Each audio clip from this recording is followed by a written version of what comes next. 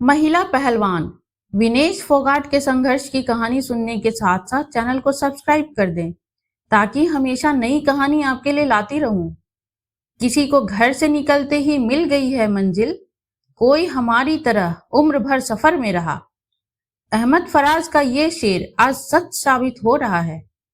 अब सवाल यह है कि किसी व्यक्ति के लिए मंजिल पाना क्या होता है। जब सब कुछ मिल जाएगा जिंदगी में तो आप तमन्ना किसकी करेंगे। कुछ अधूरी ख्वाहिशें तो जीने का मजा देती हैं। कई बार घुटनों में चोट लगी, लोगों ने कहा लड़कों के बीच में कुश्ती कैसे खेलेगी। 9 साल की उम्र में पिता की मृत्यु हो गई। हालात के आगे घुटने टेकने के बजाय उनसे लड़ने की ठानी। विनेश फोगाट जीवन का एक एक दिन सफर और संघर्ष में बीता है। आज से कुछ दिनों के बाद विनेश फोगाट 30 साल की होने जा रही हैं। पिछला साल 2023 विनेश फोगाट के लिए सही नहीं रहा। नौबत तो प्रदर्शन करने तक की आ गई थी। फोगाट ने भारतीय कुश्ती महासंघ के पूर्व अध्यक्ष के खिलाफ प्रदर्शन किया, जिसको लेकर फोगाट को चौतरफा आलोचना झेलनी पड़ी। पुलिस फिर अदालत में बात मेडल लौटाने तक की आ गई। 25 अगस्त 1994 को विनेश फोगाट का जन्म पदक विजेताओं के घर में हुआ। घर में सभी के पास पदक हैं। चाचा की बेटियां खिलाड़ी, दोनों चचेरे भाई खिलाड़ी। आपको 2016 में आई एक फिल्म याद होगी जिसमें आमिर खान लीड रोल में थे। फिल्म का नाम था दंगल।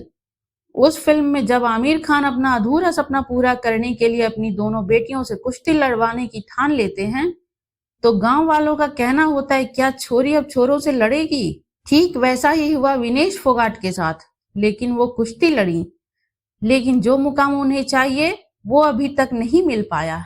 साल 2023 विनेश फोगाट के लिए कई चुनौतियों से भरा रहा। भारतीय कुश्ती महासंघ के पूर्व अध्यक्ष के खिलाफ उन्होंने प्रदर्शन की अगुवाई की। पुलिस के डंडे खाए, मामला अदालत तक पहुंचा। आलोचकों ने विनेश को बोरिया बिस्तर बांध ही दिया था।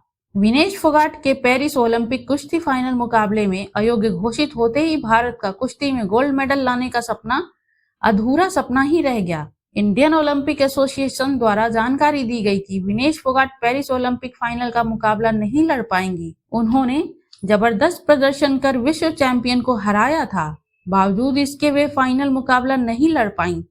अयोग्य घोषित होने के बाद अब उन्हें सिल्वर मेडल भी नहीं मिलेगा। आपको बताते चलें कि पेरिस में भारतीय दल के मुख्य चिकित्सा अधिकारी डॉक्टर दिनशा पारदीवाला ने कहा कि कल शाम को ही वजन बढ़ने की जानकारी लगी थी, जहां पर टीम और कोच ने वजन कम करने के सामान्य तरीकों को अपनाया और विनेश ने पूरी रात एक्सरसाइज के जरिए पसीना बहाया। लेकिन दुर्भाग्यवश हमारे पास बहुत अधिक समय नहीं था। रात भर पूरी टीम विनेश वजन को कम करने की कोशिश करती रही। विनेश को भाप और सोना दिया गया, व्यायाम कराया और जो भी चिकित्सीय रूप से संभव था हमने वह भी पूरी कोशिश की। इंडियन ओलंपिक एसोसिएशन ने बयान जारी करते हुए बताया कि यह खेदजनक है कि भारतीय दल विनेश फोगाट को महिला कुश्ती 50 किलोग्राम वर्ग से अयोग्य घोषित करने की खबर साझा कर रहा है। रात भर टीम द्वारा किए गए बेहतरीन प्रयासों के बावजूद आज सुबह उनका वजन 50 किलोग्राम से कुछ ग्राम अधिक पाया गया। दल द्वारा इस समय कोई टिप्पणी नहीं की जाएगी। भारतीय दल विनेश को निजता का सम्मान करने का अनुरोध करता है। वह आने वाली प्रतियोगिताओं पर ध्यान केंद्रित करना चाहेंगी। महान पीड़ा झेलने के बाद विनेश ने वह कुश्ती जो उनके जीवन का अभिन्न अंग रहा उससे ही तौबा कर ली। विनेश ने अपनी मां को संबोधित करते हुए कहा, अब बहुत हो चुका, कुश्ती जीत गई और मैं हार गई। इन शब्दों के साथ कुश्ती से संन्यास ले लिया। धन्यवाद।